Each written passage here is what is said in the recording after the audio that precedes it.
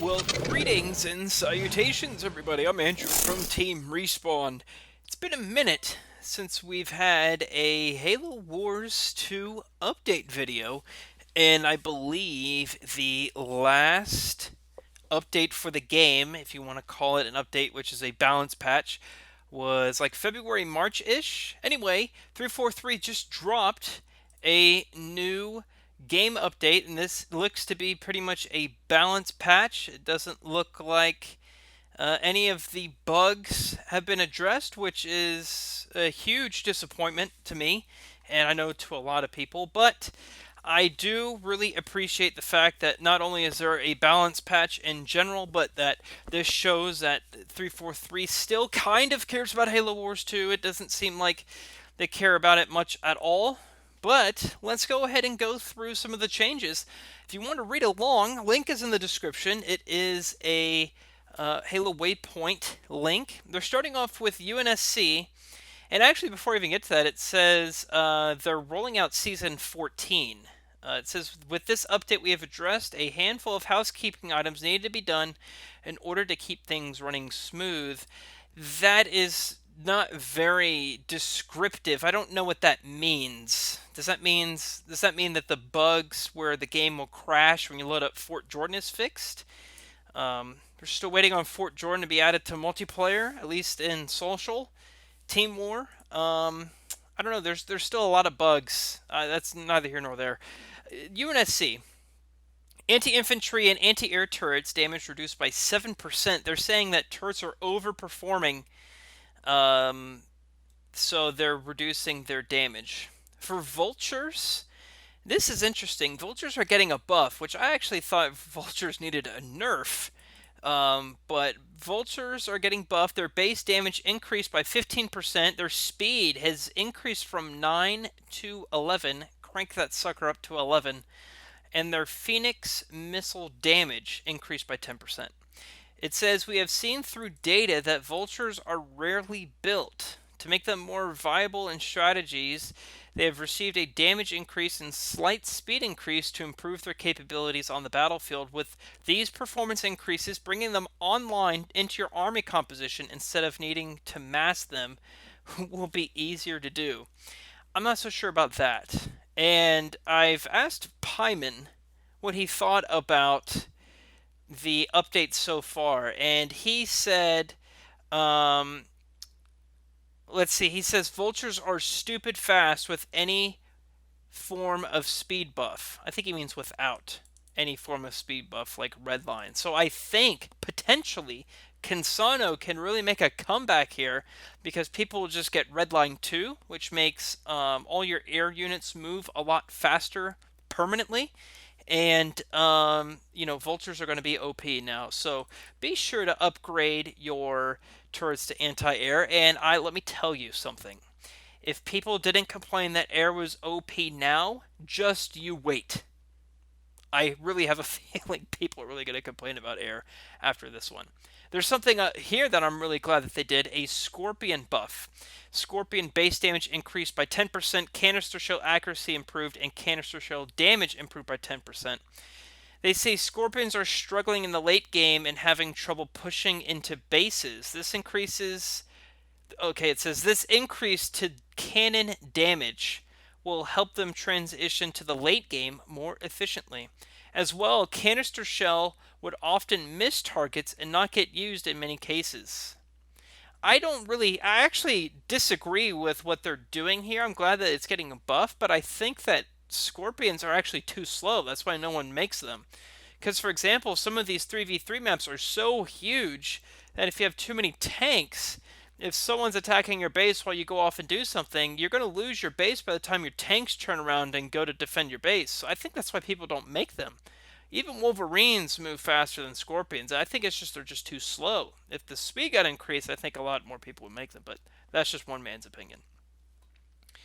I'm kind of confused here because it goes over to Banished and then it goes back over to UNSC, but nonetheless, Banished shield turrets, their recharge time has increased from 30 seconds to 50 seconds, and the shield turret's recharge wait time, and in parentheses it says time before the recharge starts once out of combat increased from 5 to 10 seconds. Shields are difficult to deal with as they recharge very quickly. Even if you dominate a fight at an enemy base, in many cases you will not be able to do any damage to a base if you don't win outright in your attack because the shield will recover, allowing a defender to rebuild. This makes it hard to push on banished bases. The increase in the recharge rate required for them to be out of combat will improve this, as well as prevent exceedingly long turtles. They're trying to prevent the turtles. You're not going to be able to prevent me from turtling. That I can tell you. Wraith. The plasma mortar damage increased by 15%, and the scorch mortar damage increased by 10%. They're saying Wraiths are also struggling. I still think that it's the same reason. They're too slow, so no one makes them. I don't think it's a damage thing. I think it's a speed thing. But I could be wrong. I very well could be wrong. I probably am wrong, actually. Now they're going back over to UNSC for Cutter. Spartan Jerome now has a small splash radius added to the Spartan laser. 3 radius 100% damage and 6 radius 50% damage rings have been added. I don't know what that means. Close air support Pelican health increased by 8%. So they're pretty much saying Jerome leader is terrible. Cutter's hero unit Jerome is what I'm speaking of. In addition to improving Cutter's hero unit, a small health increase to the Pelicans in close air support will help toolkit all up. I don't know what that means. This will also allow close air support to be more of an impact in a fight instead of getting killed too quickly by anti-air. I still think they're going to get killed too quickly by anti-air. That's just me. Also, I spoke to Pyman about this one.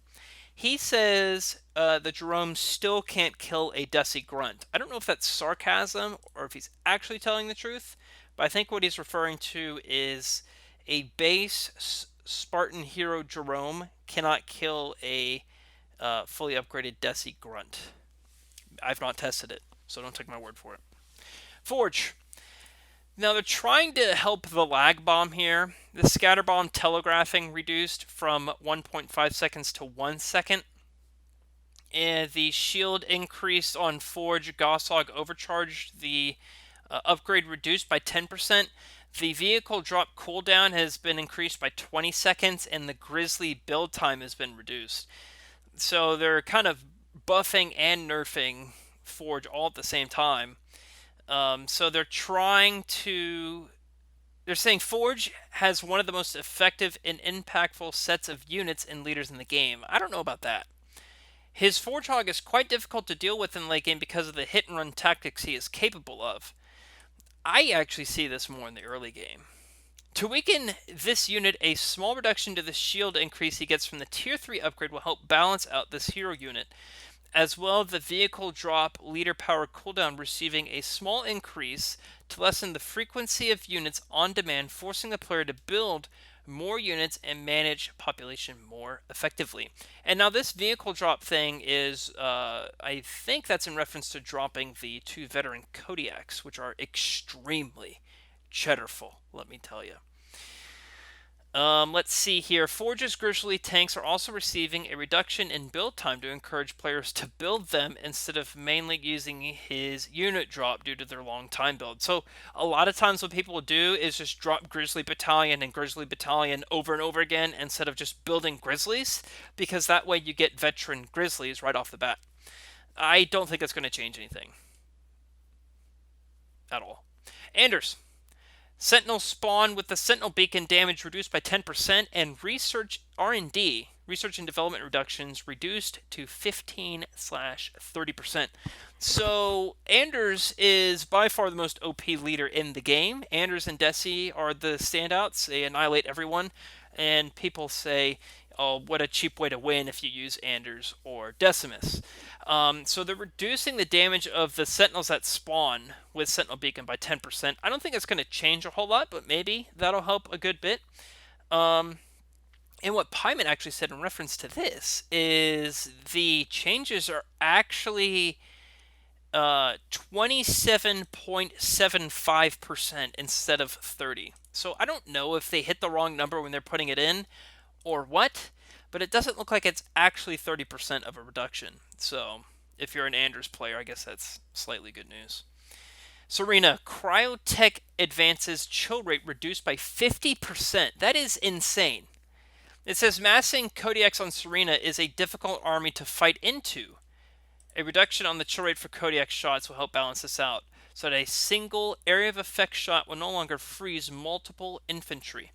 This is kind of nice because when you're facing something like a Serena Anders or a Serena Pavium combo with all of the Kodiaks and siege turrets and sentinels and what have you, it really, if you let it turn into a turtle, you really have to just go all air, which is where a lot of the complaints of air is OP kind of crap comes into play, and I think this may help reduce that.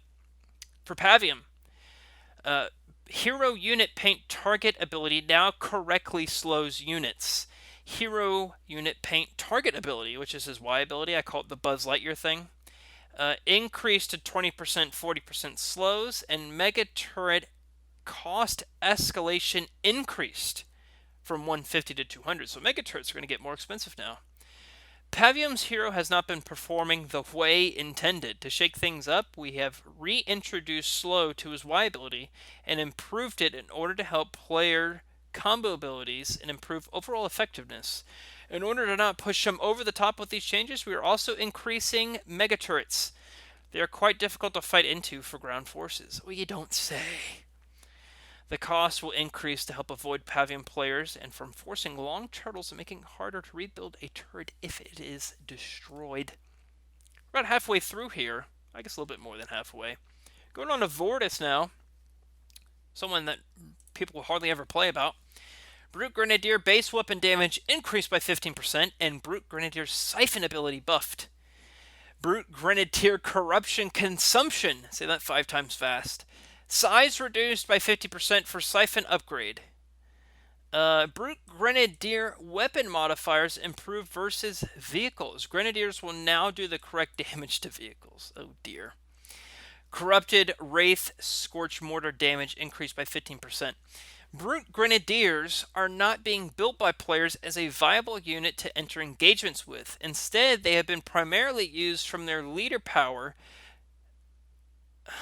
This grammar is so bad. Instead, they have been primarily used from their leader power, the drop, to get more infusion on the map. I think what they're trying to say is people are using the leader drop. Very bad grammar.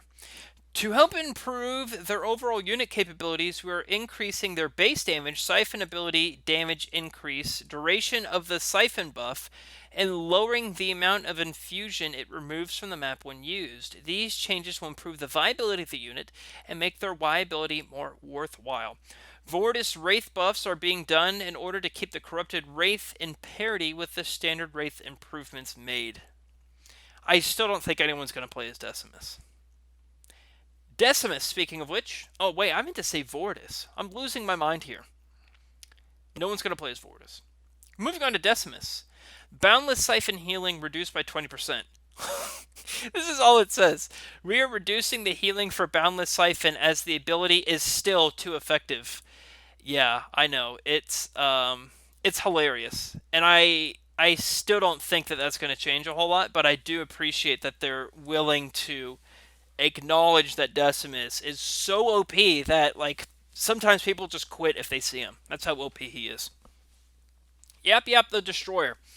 There's a lot here. The Surprise Party cooldown has been increased from 90 seconds to 112. The Shade Drop turret cooldown increased from 180 to 225 seconds. Holy cow. It's almost another minute. Grunts from Above cooldown increased from 165 to 210. And Methane Party drop area increased from 10 to 15. It says in parentheses, this is the radius of the circle increased, giving the bombs a larger area to drop, not a flat size increase. Methane Party buff area increased by 25% from 16 to 20. It says Yap Yap has been at the top of the tier list for a while due to his drop abilities being on such a short cooldown. This was not addressed before as he was not a highly played leader. Over time, more and more people are using this strategy, and we are seeing how effective it really is. We are addressing his unit drop ability cooldowns to bring them more in line with other leaders. His specific leader playstyle will still be viable as he is intended to be a constant annoyance. In addition to these changes, Methane Party is receiving a performance increase which will allow the ability to cover a larger area with methane. And that is it. I think for Yap Yap that's really cool, but I don't think he was that OP. I mean, Pyman probably disagrees. I think Yap Yap was his favorite leader. Again, I don't see anything that seems all that horrible, I guess. I think this is okay. I think the worst part about this is I think they're missing the point of the reason why people don't make scorpions and wraiths. It's because they're too slow. I really do feel like that they're too slow. I mean, when you get something like let's just take scorpions for example. If you get an Isabel and they get the upgrade where the Scorpion tanks now have a shield, and then they put heavy metal on it, and then they do holographic decoy. I mean, those tanks can really just wipe out a whole lot of stuff. And same goes with the wraiths too. So I do appreciate that their damage is going up because I miss seeing a lot of scorpions. That's just something that's ingrained in my mind from Halo Wars 1 because that's what everyone made. But yet, I think they're missing the point. I also think they missed the mark on the vultures. I know no one made vultures, but I think that was because they're not really necessary. So I think with this, they're going to be incredibly OP, and I think we're going to see a lot of people spamming vultures, especially people who are just going to show up with a huge insane amount of vultures, do the Y ability because it's all been increased with their speed and damage. Just nuke your base and then leave. And I think that's going to happen a lot, and I think that's going to have a lot of people complaining about it. But other than that, I think everything's fine. And I don't know. I think this is really nice and it's appreciative, but I think at this point, we really, really need to see a lot of the bugs addressed here. We need to see the crashes fixed. We need to see why Fort Jordan is still busted. We need to see, why I mean, if you watch my videos, you've heard this so many times before, but nonetheless, I appreciate this. I'm really glad that we're getting a new season update because I was tired of season 13, so season 14, here we are, and we'll see what comes about. If you want to stay tuned in with how this season works out, stay locked in on the channel, and I'm sure a lot of people will be voicing their opinions on Reddit. Thanks for watching. I'm Andrew from Team Respawn, and I'll see you next time.